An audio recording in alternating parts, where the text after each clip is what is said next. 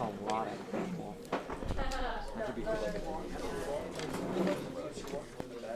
You just told us that, didn't you? I'm sorry.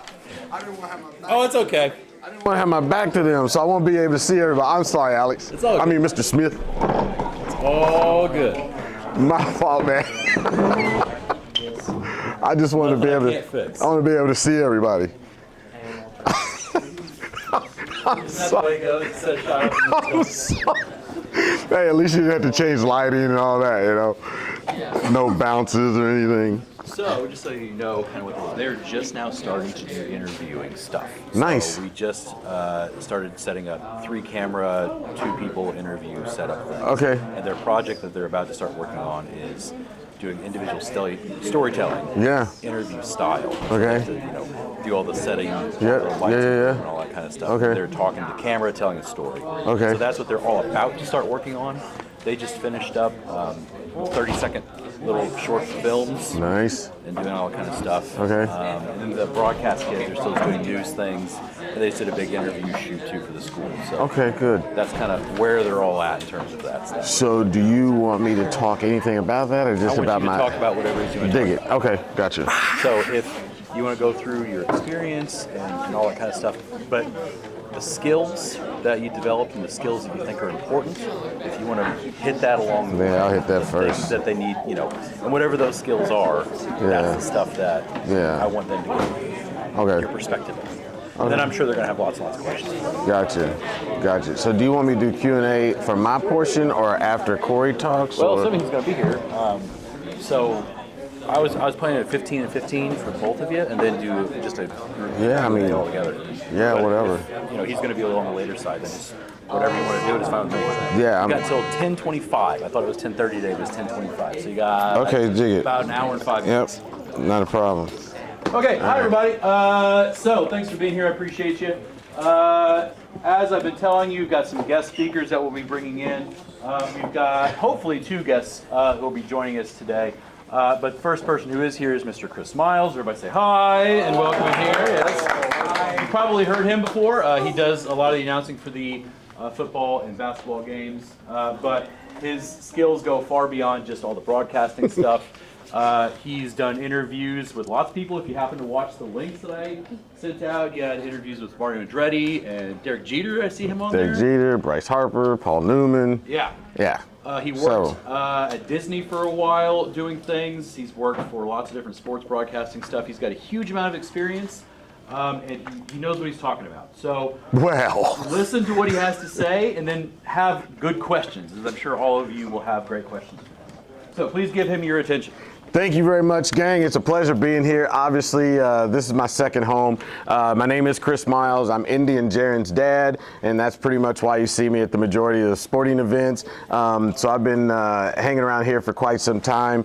But what's exciting for me is being able to see the future voices of our broadcast system. You know, I mean, at the end of the day, you guys clearly have an interest and a want to be involved in communications in some capacity, and I highly encourage you to do that. If you're first starting out, you don't know what you're interested in being, just be you.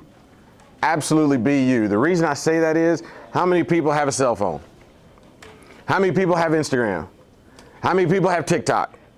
How many people use it just to show anything, what you did your particular day, sporting event, whatever, right? It's called being an influencer. Everybody knows the word influencer. Influencers have now taken over the landscape of broadcast communications. Period, pure and simple. Your cell phone has now become your broadcast medium to reach the world, the entire world. This is the most important piece of real estate in the entire world, right? And you have the ability to connect with people at any given moment, at any given time, to share your truth, your story. So you see people on television, that's called linear. You see people on Facebook, TikTok, that's called digital. It's a digital footprint. This is the future, being a digital footprint.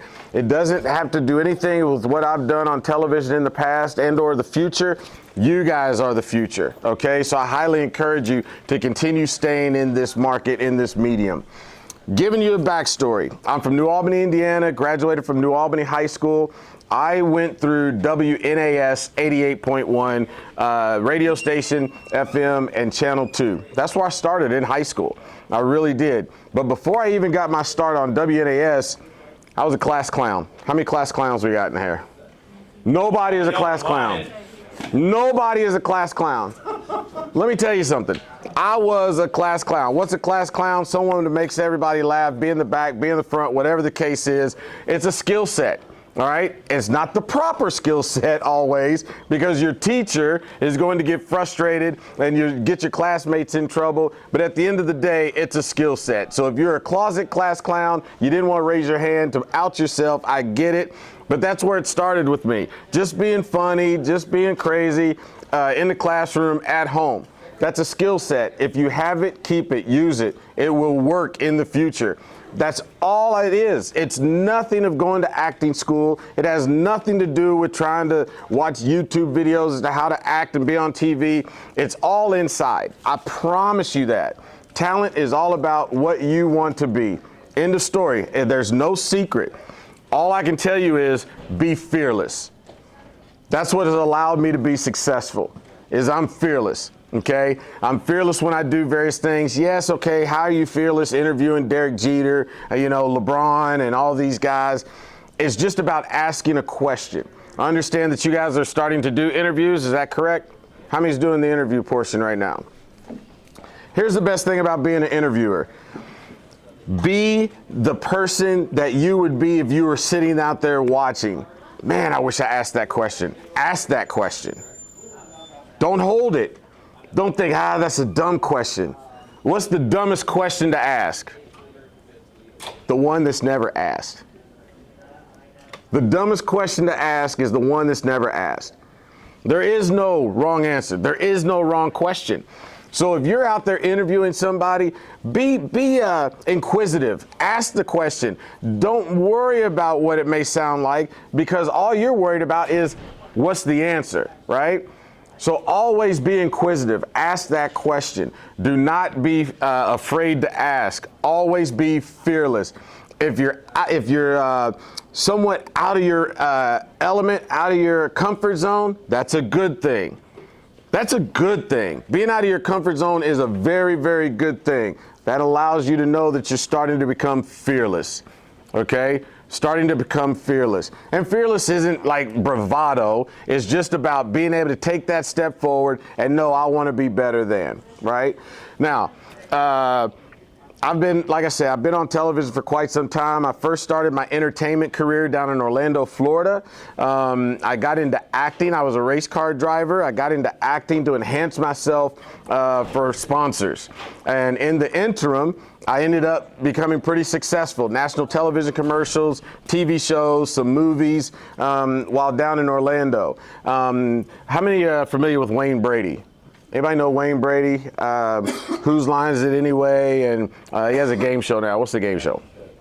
What's the game show? He has a deal? Yeah, let's make a deal. Are you familiar with Wayne Brady, ballhead? Let's make a deal. Okay, maybe not. Well, anyway, Wayne Brady and I, we grew up together in Orlando in our entertainment career. He chose to do entertainment, and so forth. I chose to do the motorsports thing and stay a little more classical in the television. But it just goes to show you the difference of what happens when somebody is, fearless and someone who's not. He was fearless in the sense that he wanted to be a comedic actor and so forth. Myself, I was more reserved. I wanted to be polished for sponsors. I didn't want to look comedic for sponsors, because that was my real passion, was becoming a professional race car driver. So we chose different paths, but we still had the same interest, which was television. And so that's what I've been doing for the past 30 plus years. Outside of that, gang, it's really about having an interest to tell a story and tell it the way you want to tell it. Okay, that's all I can share with you. I don't know who saw the clips and so forth, the production clips, but it's all about telling a story. There were some Black History Month. Did you see the Black History Month vignettes that were produced, Speed Channel? Anyone watch those clips by chance? Nobody? Thank you. Thank you, Mr. Smith. Appreciate it. For those of you who didn't, you missed out. No. again, it's telling a story. I wanted to share what some historical elements in motorsports were all about, some hidden gems, so to speak, with regards to African Americans in motorsport. A lot of people did not know some of that, right? So I was able to tell a story in 1 minute. 1 minute is really 53 seconds because we had a front end and a back end, you know, bumpers, if you will. And so that's what, in 53 seconds, I was able to tell a history of something of motorsports amongst African Americans. And so if you have a chance to look at those, that shows you of telling a story and how you can tell a story, a history story, historic story, in less than 53 seconds, right? So if you all are starting to do that, I think you all are into that right now. Am I correct? Starting to tell the stories, you know, or something. What did you say? What's going on? What part of the class are you all in now? Anyone? You, sir? Right here? Yeah. We're doing bi-weekly production. Bi-weekly production, okay. The fancy class, or the upper level class. The upper level class. Was doing interviews. Interviews, you're doing interviews. Okay, good. So the thing of it is, whatever portion that you all are in, so the interviews and what'd you say it was? Bi-weekly productions. Gotcha. It's all the same process. You have to have the story, you have to have the content, you have to have a beginning, a middle, and an end. It's just that simple. It's not rocket science, honest to goodness. And so that's really the meat and potatoes of it all, right? That's pretty much it, unless you got something else because I can sit there and say all the people I've interviewed and all that type of stuff, but I don't know if that's gonna. They might be interested in that. Are y'all interested in that? Knowing the people I've interviewed and things I need. Okay. Has anybody heard of Kobe Bryant? Okay, good. I interviewed Kobe. Just checking. So for 10 years, I was associated with the NBA. It was NBA Entertainment, and I was the host of NBA All-Star Weekend. So every February, I would go to whatever host city there was for NBA, and I would do the center court interviews. I was what they call the center court MC. And so all the coaching interviews, the player interviews, all the celebrity activations that would take place, I was in charge of all of that. So any of your top television personalities I interviewed, from Will Smith and Nelly to LeBron and Kobe, Russell Westbrook. I mean, it's a myriad of folks that I've did in the NBA. I was also connected with Major League Baseball, so if there's any Royals fans, Eric Hosmer to Ned Yost, the coach. No baseball fans, okay, no worries. Yes, question. Would you say it's hard or difficult to get those interviews? Please, come again. Would you say it's hard or difficult to get those interviews? So if you're doing an independent project, right, and you haven't spoken to anybody and you're all of a sudden just in the media pen with everyone else, yeah, it can be. Because I was with the NBA and with Major League Baseball, it wasn't that difficult because they were expected to speak to me. But it goes back to being fearless. So let's say, for example, you have a whole group like this and you have your camera and your boom mic. If you're the one who's stepping up and being louder, to get your question asked and answered, you're going to get that, right? So that's the benefit of being fearless, is just jumping out there, getting in the fray, and letting people know that I'm going to get this answer to my question come heck or high water, right? And so as long as you're out there pursuing that, that's how it's going to happen. But for me, they knew they were supposed to talk to me, and so it wasn't that difficult. Thank you. Good question. Yes? Where do you get the connections to work with those associations? Great. Where do I get the connections? As I said, I started my entertainment career in 1990, and it just progressed and grew. Over the time, fortunately enough, the reason I got some of these opportunities was because of my success, being good at what I was doing, being fearless. So really, it's just I had an agent as I was working through a lot of this stuff early on with my acting agent and so forth. So various projects came to me because of an agent, but then word of mouth. After that, it became a word of mouth scenario that, hey, this guy's good. He does his job. He comes in, gets it done, and so forth. So it was agent and then word of mouth. Thank you. Good question.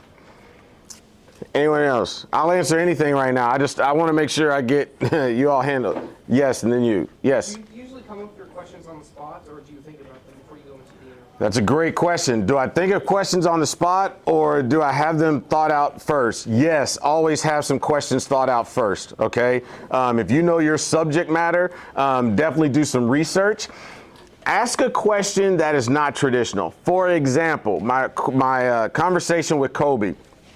For 4 or 5 years straight, I always ask Kobe an off the basketball question, non-basketball question. The last time I spoke to Kobe, we were in, I'm trying to think, it may have been LA. No, I'm sorry, it was New Orleans, 2014. And I asked Kobe an off basketball question. I said, Kobe, everyone is listening to you with bated breath. These young players, they want to know what you have to do to become you. I said, what would you tell these kids who are listening to you right now? What's the one thing you would tell them that they're not expecting?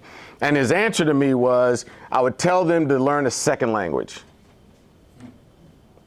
A second language. You know why he said that? Because he spoke fluent Italian and Spanish.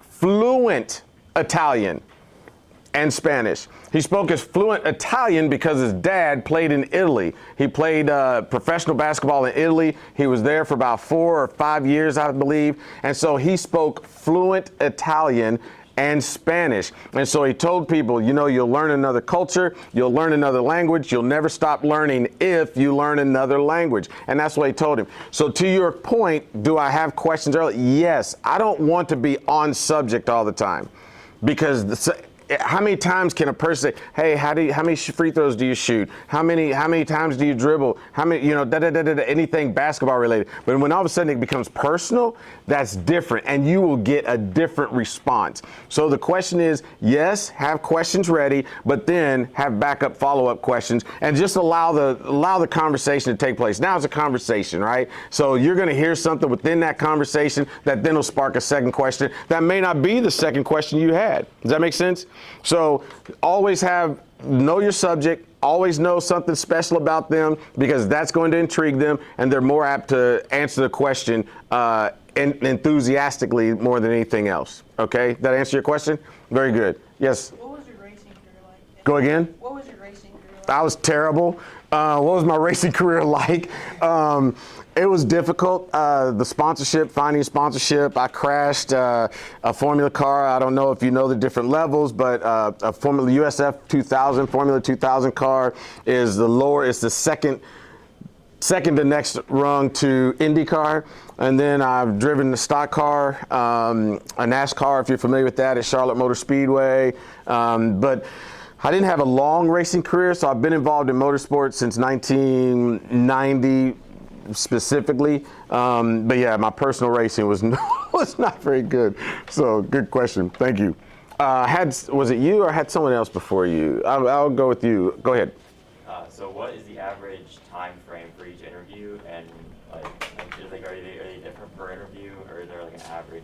Great question. No such thing as an average. If all of a sudden that your subject is loving you as an interviewer, they may say, hey, you get 3 to 5 minutes with me, and they sit down and all of a sudden you ask a unique question, a backstory, or get into their family or whatever. Next thing you know, you're 10, 15 minutes down the road, right? So there's no minimum. They'll always go in with a minimum, because if you're garbage and have garbage questions, then they don't want to sit there all day. But it is a situation where if you're proactive in knowing your subject, having great questions prepped, having great follow-up questions, there's no telling how long that interview can last, but go in there prepared, ready, and focused to have a great interview. If they say you only got 3 to 5, plan on 10. So if you can plan on 10, that means you're going to have great content to discuss, and they're going to discuss it with you. Does that make sense? Good question. Yes? Who was your influence? Like, some interviewers with Star Wars, who would it be for you? Who were my favorite interviews, or my favorite interviews? You know what? I mean, respectfully, all of them. You want to know why? Because I got that personal time. I mean, so you really got to take advantage of that, I mean, if I spoke to some folks in motorsports that you don't even know, behind the scenes people, that gave me more information and about the sport, or something that I really, really enjoyed. typically when you talk to someone quote unquote famous, you're like, oh wow, but sometimes they can be really hard to manage and deal with, you know. But I would say my most favorite are those who really like to laugh, really like to tell you their personal story. Someone who will share something that you probably didn't think you'd ever get out of them. Those are my favorites, you know, because again, for me personally, this is just me.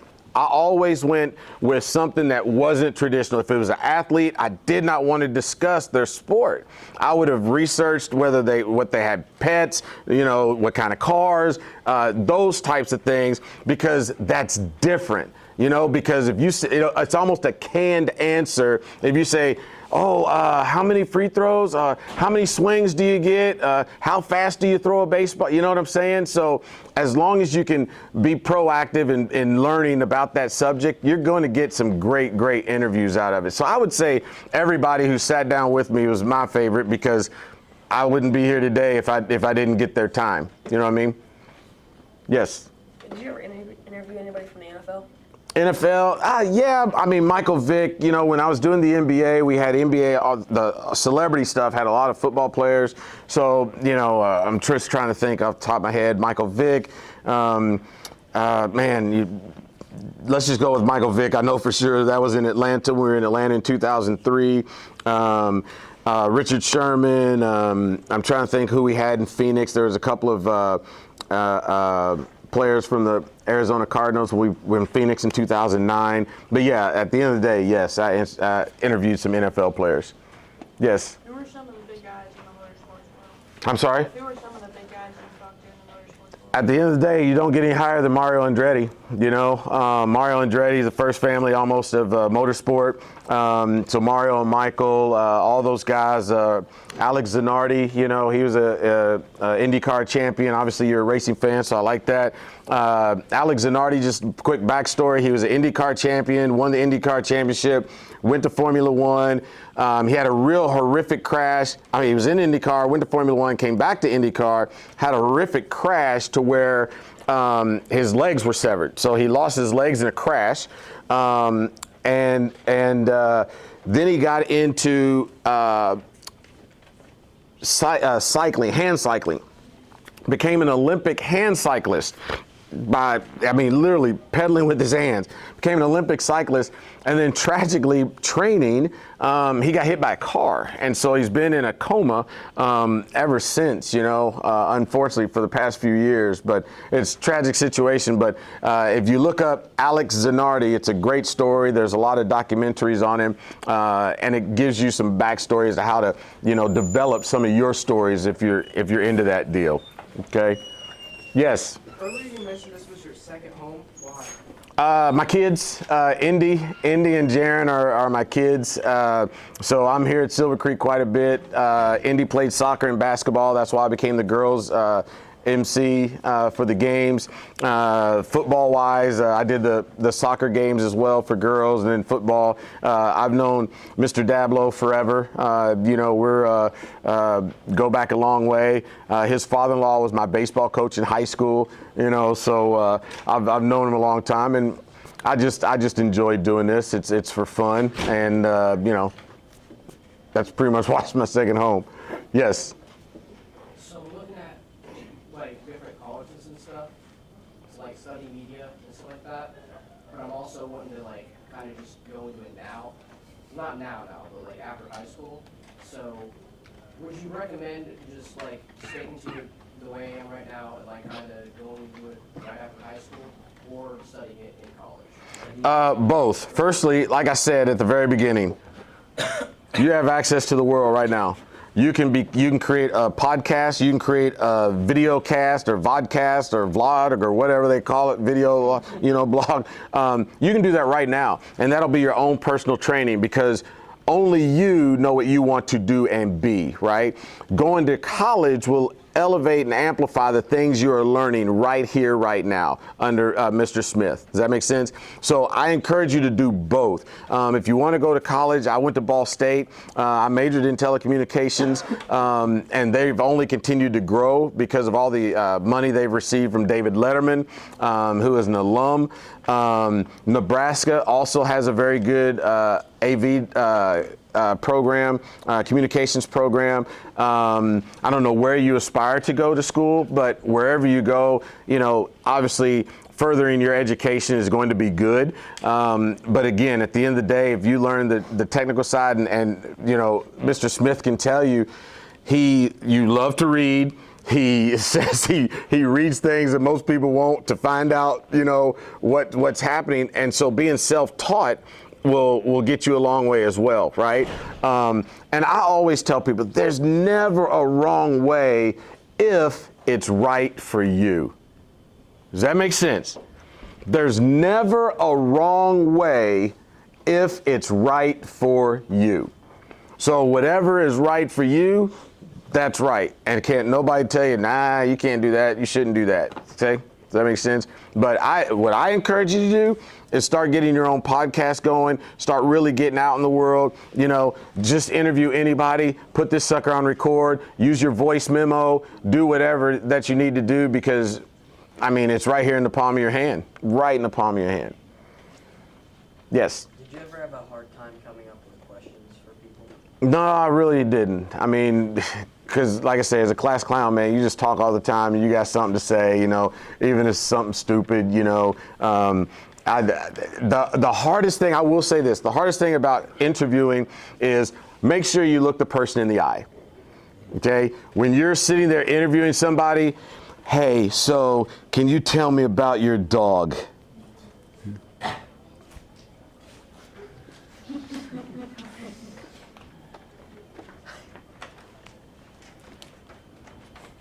And if you finally look at me, then I'll tell you about my dog, right? So the biggest key is eye contact. Here's a trick to look at somebody in the eye. Who gets into staring contests? Who looks at the person directly in their eye? How many times have you heard the eyes is a direct connection to the soul, right? That makes an immediate emotional connection. To interview somebody and look them in the eye. Now I'm looking you guys in the eye, right? But the trick is look at the center of their nose, right there, their forehead, right there. Watch this.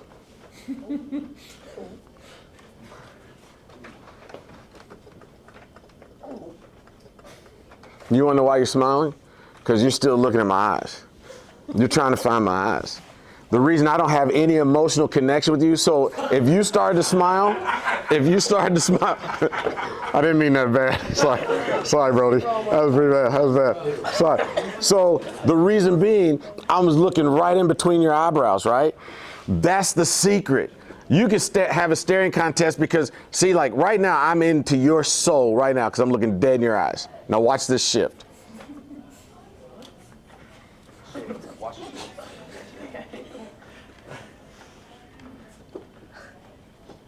See, you're still trying to look at my eyes, aren't you? I can see your face move. Yeah. See, you would have no emotional connection if you were just looking at my forehead. But then I am that good looking too. So I understand. No. So that's the trick, gang. Honestly, eye contact. But your eye contact is with the center of their eyebrows. And you'll be able to have that conversation all day long. You'll be able to stare at somebody all day long, a staring contest, okay? But as soon as you lock eyes to eyes, soul to soul, that's when you'll start to laugh, you'll break, you know. So that's the trick. I'm telling you, it works every time. Believe me when I tell you. Why are you staring at me? Just playing, just playing. All right, that's the trick. Yes? So Smith has told us that the longest part of any interview is setting everything up. It is, Do you have 100%. any advice for like being consistent with it? That's a great question. That's a great question. I don't know how to answer that really. Like, should you, like, depending on where you're gonna be, should you like prepare beforehand or? I mean, so that's a great question actually. And it's hard to it's hard to provide an accurate answer. I'll say this, it's because you're looking for consistency. So if you have the opportunity to scout a location of what you're going to, the subject you're getting ready to interview and so on and so forth, the time, if it's outside, the time of day, this, that, and the other, to track the sun, to know what kind of bounce you're gonna have and all this other stuff, yeah, it'd probably be proper to go and scout the area. If it's an interior shot, it's all a matter of being able to get there early enough. If your interview's at 2, don't show up at 1:45. You know, if your interview's at 2, I'd be there at, 1 o'clock, if not before. You know how long it takes you to get your gear in, unpack your gear, set up your gear, and be ready for the interview, right? So however long that takes you in that process is where you really need to start learning when to get to your certain area. But I know where you were going with your question. That's just a hard one to, I guess it's an individual deal. If you have a particular style, like Mr. Smith has what did you call that thing, that little box? You showed me your whole production deals in a. Streaming box. What was it? What is it called? Streaming rig. Yeah, the streaming rig. I mean, he's got that boom. What'd you do? 10 minutes? Yeah. 10 minutes, right? So, he was able to do something in 10 minutes. And if he has a subject that he knows is going to be lickety split, he may show up a half hour beforehand or 45 minutes, but always be there, be present. There are some who will be late. Okay, you have a 2 o'clock and they won't show up till 2:45, 3 o'clock, 3:15, and you're sitting there, but guess what? Doesn't matter. You want them, right? Just don't you be the person that's late, because you'll be the one that misses out. Okay?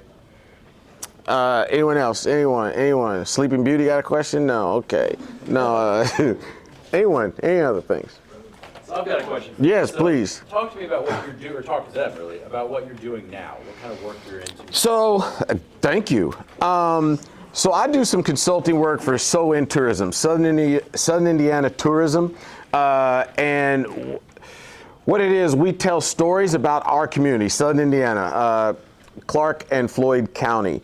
And in fact, you guys are going to be hopefully working with me sooner rather than later. I'm working with Mr. Smith to identify an opportunity for you guys to tell stories of our community. Let's take, for example, You're all right. okay, let's take, for example, are you all familiar with Shemp's Confection down in Jeffersonville?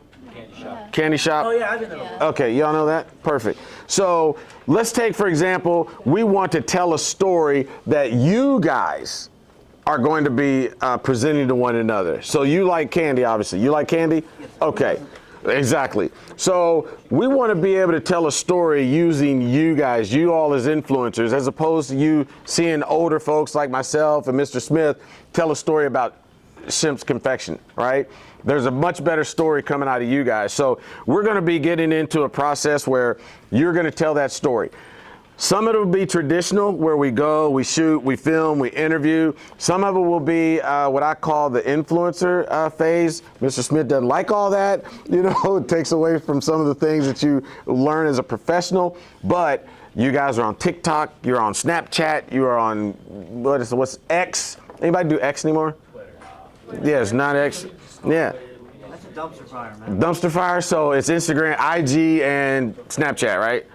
And TikTok. Is that it? No Facebook. 'Cause that's- No Facebook? Okay, no Facebook. So the key is using you to tell the story. So that's what we'll end up doing sooner rather than later, as soon as we're able to do that. So do I have people who would be interested in that? Perfect. Okay, that's good to know. Good to know. The other things that I'm doing, I'm still heavily involved in motorsport.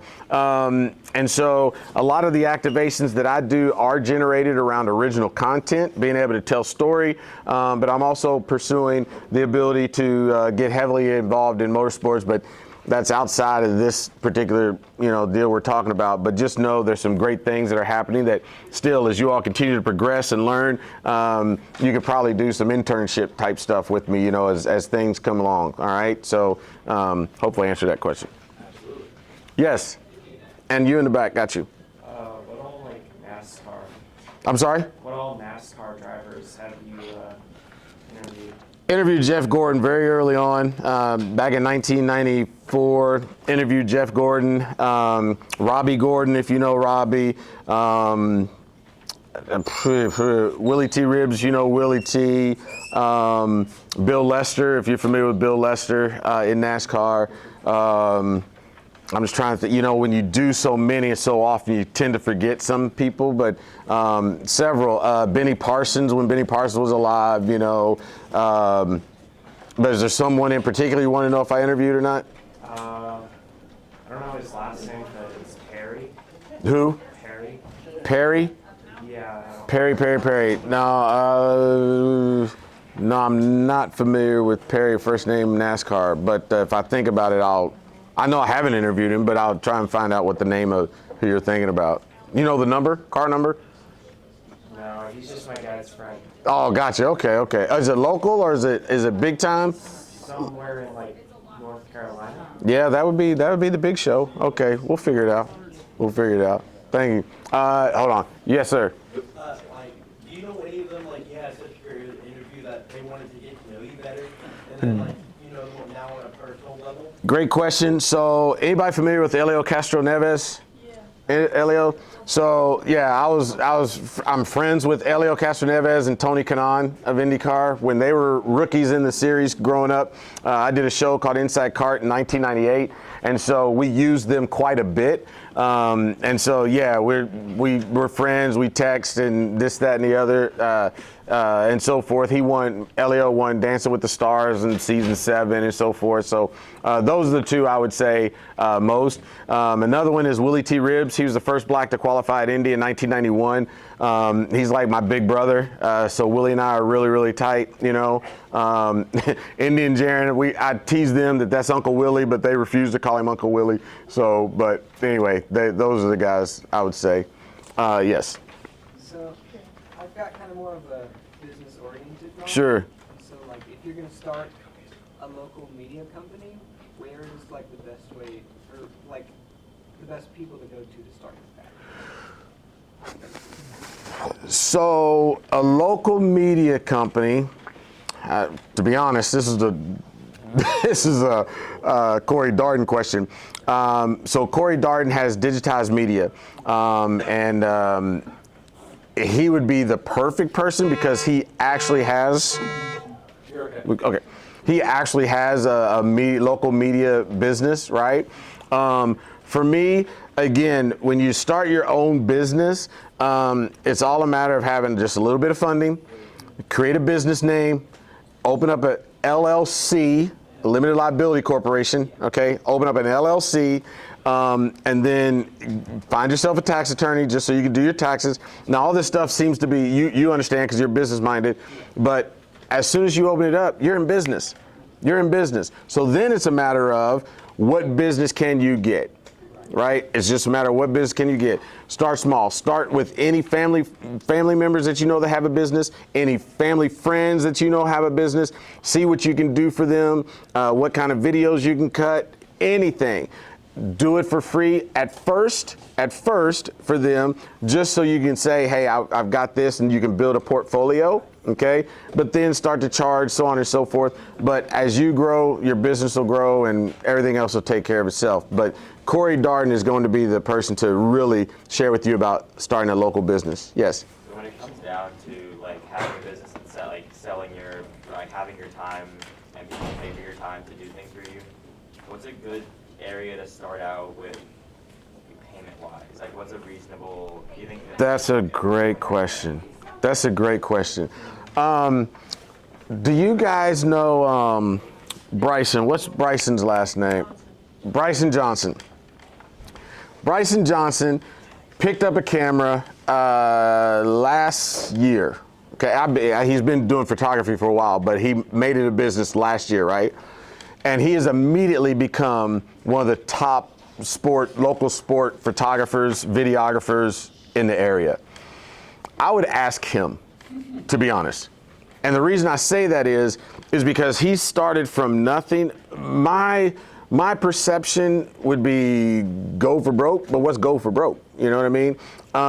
It's really a matter of what you feel you are worth. what your time is, your equipment, you know, what's the cost to get to a certain spot, and so, and how good are you? Because you can charge $1,000, somebody pay you $1,000, but then you're terrible, and they annihilate you in all these, you know, blogs and so forth, and then you're done. So you got $1,000, but now your career is over with. Whereas if you charge maybe 200, 250, 300, started to build your stuff up, portfolio. Now what happens is you're in demand. So being in demand, you get to charge more, right? Because those who really want you because of how good you are, they'll pay that. And this keeps increasing that way. But to find that sweet spot, I would talk to Bryson to see how he came up with his price point. And I'd be very interested to know how he did that. You know, does that answer your question? Hopefully. Was it you? Do you have another one? Who had another question? Anyone else? Anyone? So I have another question for you. So the work that you do with in tourism stuff, do you, if you were going to be hiring a new person to work on the technical side of stuff, what kinds of skills would you expect them to come in with? Whew.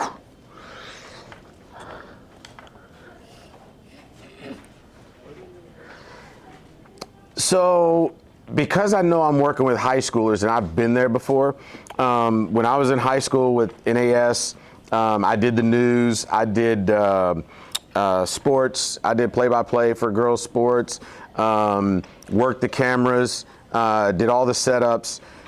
I would have the basic foundation understanding of the business. Just to where I could say, hey, we're gonna need this shot set up here, 2 camera, 3 camera. You're gonna know what that is, where that is. Hopefully you'll know lighting. But I would say, honestly, in this situation for In, we'll go basic. Because I still want you all to tell the story. We're still learning. So even though it's not something that is going to make or break In tourism, because all we're doing is just presenting the area to youth, it's not going to be that big of a deal, if that makes sense. But I would say have a basic understanding of the business, of learning the AV business, but also have an interest. I mean, I don't want y'all to come and work with me and you know, it's a chore. All of a sudden you're like, man, I don't want to be here, you know? So let's have an interest. And I'll make it fun and we'll make it fun and exciting. And it's just going to be something different, but it's just a learning opportunity for you. But the skill set, I would say the basics, just know the basics. And I think that'll suffice. Yes. So I am really interested in working with this kind of stuff, but I am graduating early. So if Good for you. I'm sorry? I said good for you. Yeah, so if I were to still want to be involved, where could I go for? To be involved with us with In? Oh, Yeah, how just, could I reach out? yeah, just stay in touch with Mr. Smith, and I'll give you my contact information. I don't have any issues with that whatsoever. But yeah, I mean, you're more than welcome to be a part of this, you know? But congratulations, graduating early. That's awesome. That's awesome. So at the end of this semester? Yes, so December 15th. Man, congratulations. That's big. Yes. So what was it like working at Disney? Because they are kind of controversial right now. So what, say, name controversial. Like with what they're putting out, and also like workers going on strike or something. So I worked at Disney from 90 to 92. When I was there, it was still what I called the Disney magic. Okay, I mean, it was everything you thought it would be. It was Walt Disney World. It was Magic Kingdom. I mean, it was small. It was everything, right? Since I have left, and this was in 1992, everything's changed about Disney in a lot of ways. The Disney magic, the pixie dust, you know, it's just not the same. Also, when you work for Disney, that changes your whole outlook on Disney itself, you know. I greatly appreciated being one of a very few cast members to ever work for Disney in the entire world. I loved my time there. But when I left, it was time to go. What do I feel about Disney now? It's truly a business, period. I do not feel that what Walt Disney started out for to make this a family-friendly environment that has maintained its integrity. It's all about the bottom line, the dollar.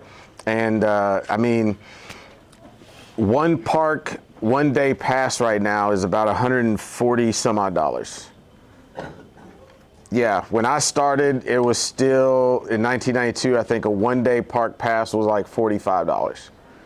Okay, then you got a park hopper pass that would almost go to the $150 range, right? Well, now a park hopper is, I think, 400 or close to 500 some odd dollars, you know, to go to all the parks. It's really ridiculous, but it's all about business, all about the bottom line. I don't know if I'm necessarily answering your question, but Disney is a very unique place to work. I'll just say that. You're saying you had a good time working there? Yeah, it was. When it was good. Yeah, I mean, some people would argue that it's still good, right? I mean, I can't. That's my own personal perception, but it is a business. So hang on, let me get somebody else. But it is a business, you know. But I thoroughly enjoyed my time there. Yes. You said you were a cast member. Were you doing like AV stuff at the park? No, so I was, as a cast member, I was what they called a host operator.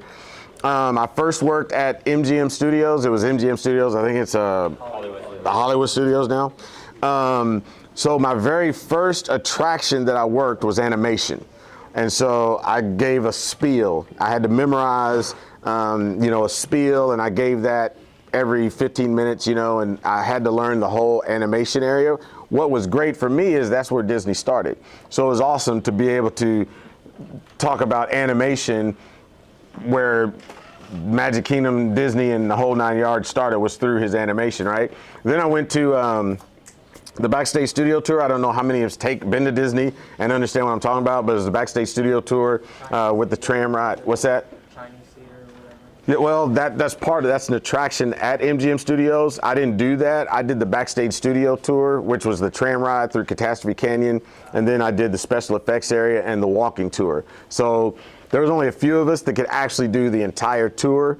I was one of them, so I'd give you the tram ride, I'd get off, do the special effects, and then I'd walk you all through the whole tour, so I was one of the only ones that could do that. I could have done the animation because generally you went animation, Backstage Studio Tour, but you had to be in the same costume, so I wasn't in the same costume. That's why I couldn't do that. There was another over here. Hold on. Yes. It was my question, but you already answered it. Oh, okay, very good, no problem. How hard would you say it is to be able to work at Disney like that? How hard? Yeah. What, to do everything that I did or just work at Disney? Well, just to be able to get into, be able to apply. So they have what they call casting. Back in 1990, I opened up, I got an Orlando Sentinel from, I can't remember, Barnes & Noble maybe, Orlando Sentinel. And I looked in employment because I was moving away from here. I was moving, out. I moved down in March of 1990. Before I got there, I had already contacted casting. And so all I did was call casting. They said, hey, you have to be here at this particular time. And I went, and that's how it worked out. So if you want to go to Orlando and go to work for Disney, you still had to go through casting. The simplest, I think it's the same number, 407-239-0000, I think. Not sure. Yes, ma'am. What was casting like? Casting, it's really like it was an interview. I mean, it wasn't like you had to go in and do anything special because casting was for every position from transportation, which was driving the buses and the monorail, to janitorial, which was custodial, that type of thing. When I went, I did go for an audition because they wanted to see my personality to be able to spiel in front of everybody. So mine was somewhat of an acting audition. I'd never acted. So yeah, I winged it, to be honest with you, and it worked. I relied on my class clown stuff. Just a second. Yes. Do you have any favorite places to travel when you're doing all Here's a key real quick. So when you're interviewing somebody, you don't want to do this. So let's do that. So go ahead. Go again. Did you have a favorite place you like to travel when you were doing that? Yeah, let me tell you. So I've been fortunate enough. In August, I went to Ghana in Africa. To be on the continent is amazing. I've been to Brazil, Rio de Janeiro. That's just next level. Here in the States, Vancouver. Please forgive me. Here in the States, Monterey, and in Canada, Vancouver. Those are my favorites. You know, even though I lived in Orlando 14 years, those are my favorites. 1 second. Yes. What's one thing you would tell yourself, your younger self? What's one thing? What? You would tell your younger self. Whoo! Great question. Great question. Great question. One thing I would tell my younger self, read more. Read more. I can't explain. I still don't read enough. I don't read for entertainment. I read for knowledge, but I read it differently. I do what call research. So, but I would say read more. It's vital. It really is. I wish I could get Indy and Jaron to read more. They don't, but I would encourage you to read more. The other thing I would probably tell my younger self is learn a second language. That's real talk. I mean, I can't even begin to tell you. I know people who are taking Chinese and Japanese. They will never be without a job, period. They will never, ever be without a job. Spanish would be good. French would be another good one. But I would say learn a second language and read more. 1 second. Yes. How did you get your start in the racing? How did I get my start into racing? Great question. Being able to draw sponsorships. And what? And being able to draw sponsorships. Yeah. So how did I get my start in racing? In high school, I had a gentleman come to me by the name of John Potter. He was the executive director of Championship Drivers Association. And he spoke to us at high school during career day, similar to a situation like this. And I just talked to him and asked him how to get involved, and we stayed in contact. I was fortunate enough to get a football scholarship to Ball State. So even when I was at Ball State, I would write him. You know, we didn't have email back then. It was literally a letter that I would write him, and he'd write me back, and so forth. So it was just about getting information. And then once I went to a driving school, after that, I kept going to driving schools and different things, bettering myself as a driver. And then it was just just literally at that time, I would just send proposal after proposal after proposal out to people. So are you a race car driver yourself? Yeah. Okay, let's talk after this, okay? So it's good to know. Yes. How long did casting take, and what was it like during casting? So casting, you sit in a big room with a whole lot of people. It is literally a casting call because people from all over the world are coming to work for Disney. And so once you're called, you go in, you filled out some information, right? It's not an application, just some information. And on that information, they ask you your specific level of interest. You know, mine was transportation. When I went to Disney as a kid, it was the monorail, right? And so I went on the monorail and I sat in the front. So I was thinking transportation. And the guy said, no, you've had college experience. You were into sports. You know, you're pretty outgoing. I'm not going to do that. I want you to go to MGM. And I want you to do this. And if it doesn't work out, then you can come back, right? It just happened to work out for me. So I was glad that he did that. I didn't get stuck on a bus or a monorail. I literally got to do something in an entertainment base, let my personality, grow and show. And it was fun. But the casting itself, it wasn't a major thing that you think like movies and so forth. That's a whole different deal, which I do have experience in. But that's nerve-wracking, But the Disney piece was simple, just in a room waiting to go. So, go ahead and get Connor there. Yeah. Have you ever done like live sports broadcasting like Fox or Have I? Have I? Yes. So two of my shows, one show that I did was Inside Cart. First year was on Fox Sports. Second year was on ESPN. So I wasn't hired by either of those folks, but it aired on those networks. I've not been hired by either of those guys. But that's a great question in the sense of this. It goes back to your starting a local production group.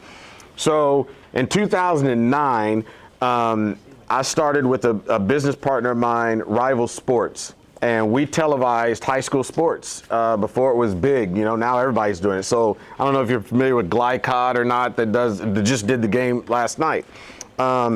We were way before them.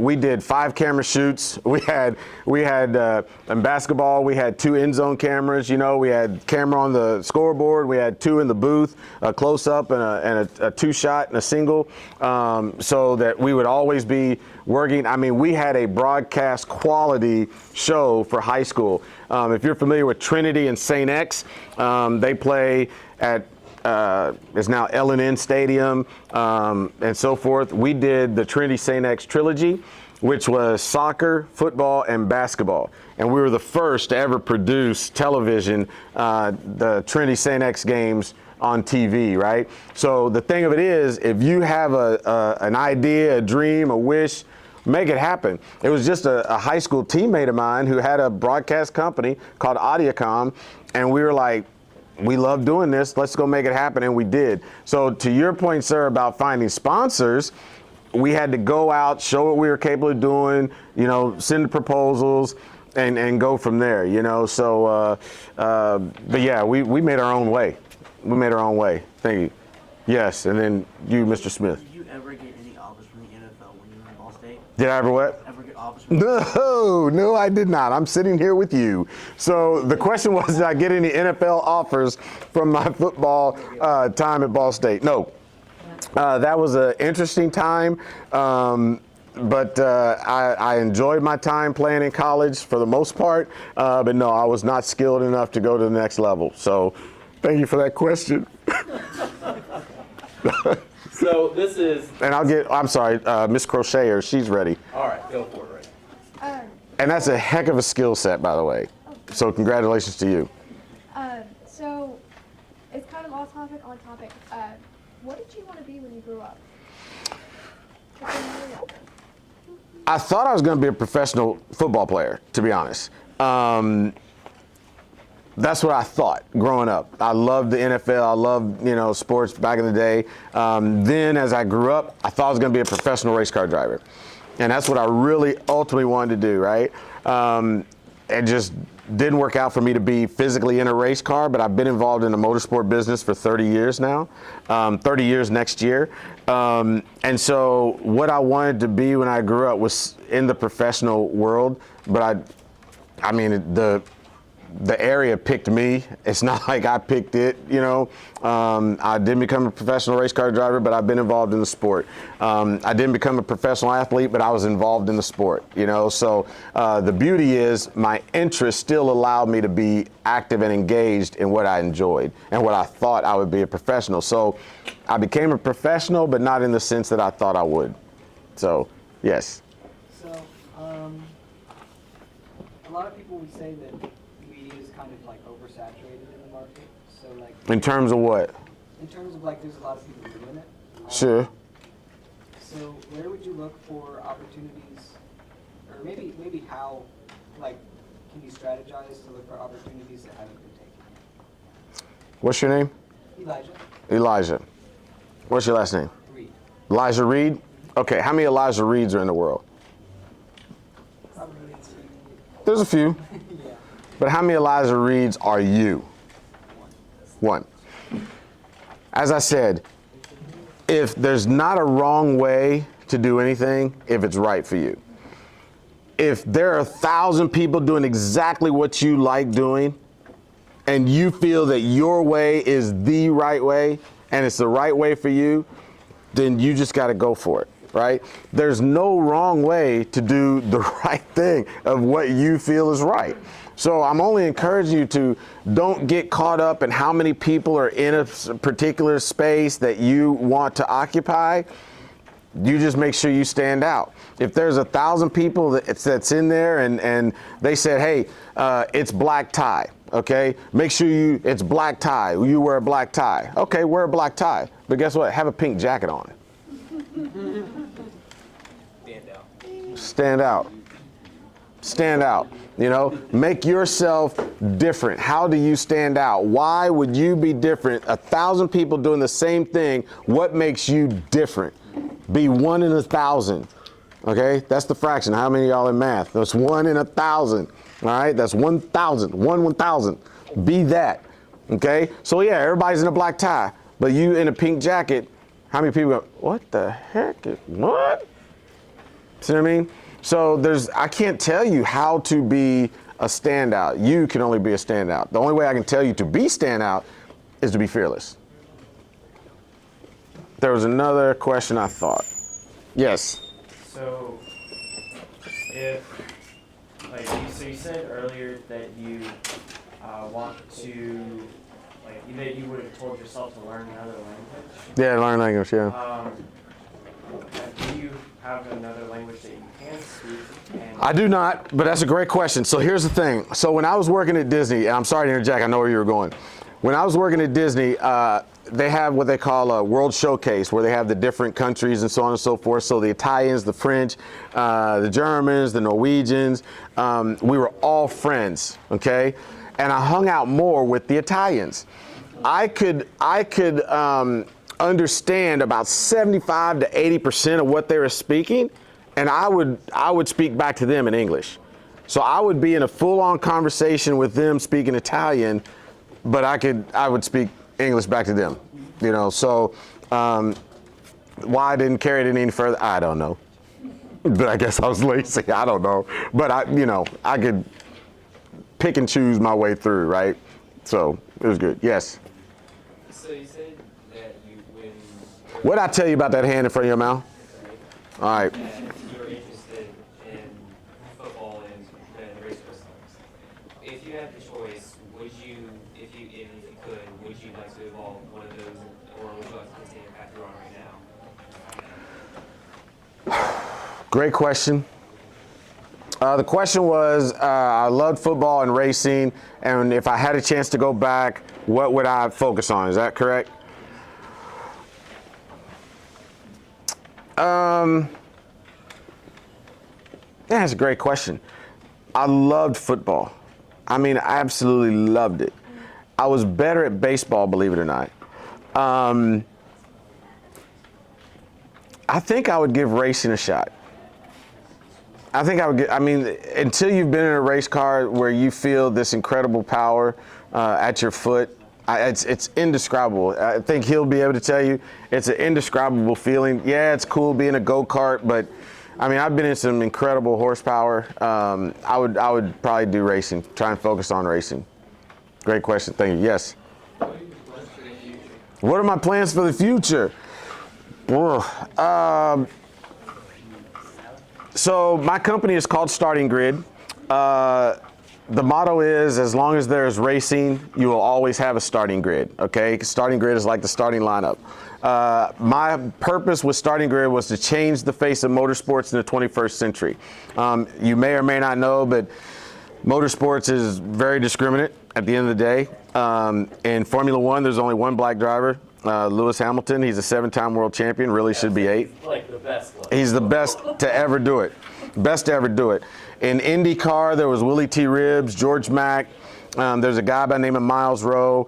In NASCAR, there was a guy by the name of Wendell Scott. Now there's, Darrell Bubba Wallace. So my plan has been to elevate the sport and amplify the sport to have more persons of color in the industry. And that's on a global basis. So I work with a lot of countries in Africa and of the African diaspora that have people associated in motorsports. So my plans for the future is to change the face of motorsports in the 21st century. And we're in the 21st century, in case y'all didn't know. So I got some time. Somebody else had a question. Yes. If you were to choose anywhere to go to, where would you go? Man, let me tell you, I want to go to the moon. And here's why. I think I'd be the first person on the moon. Oh, no. I'm just saying. No, I would go to the moon. I would like to, I don't think I want to go to Mars, man, but I just want to go. I want to be in space to look back at Earth.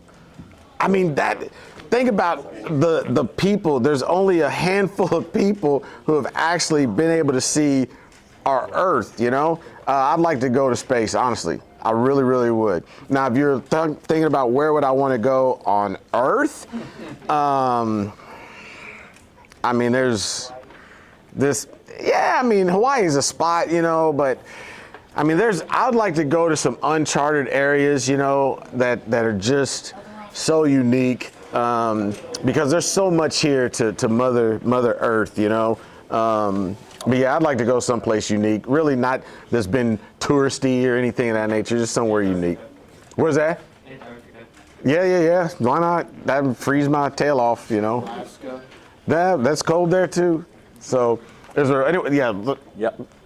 Go quick. You had an acting career.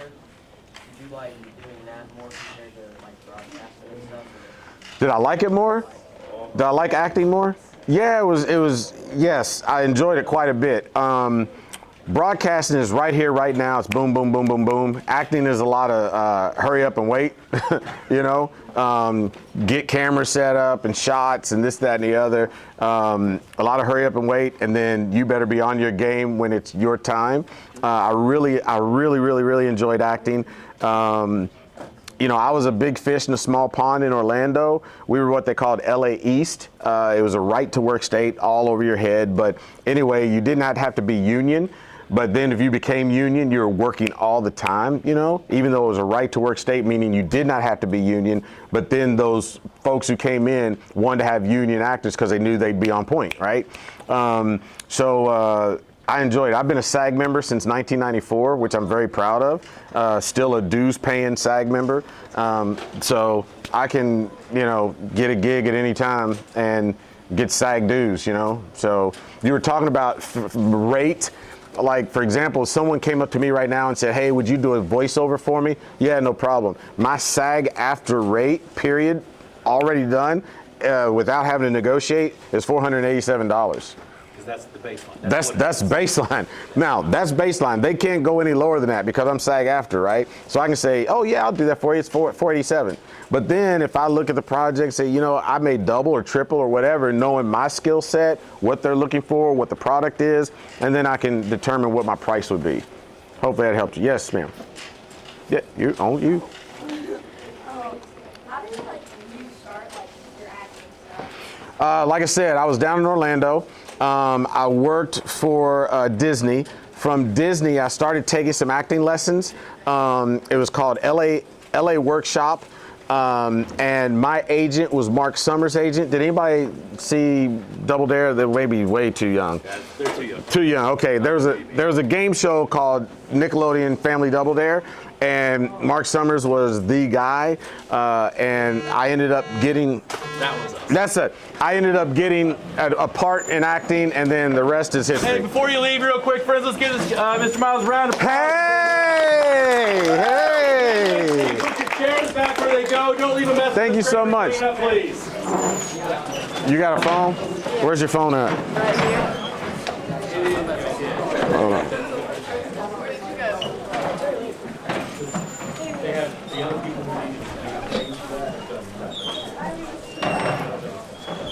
Okay. Hold on. You know how to get it in there? No. All right. Save contact. Add the contacts. Got it. Create new contact. Done. All right, hit me up, bro. I wanted to say thank you again. Oh, my pleasure. Really nice. Absolutely. And, Thank the you. house was opened up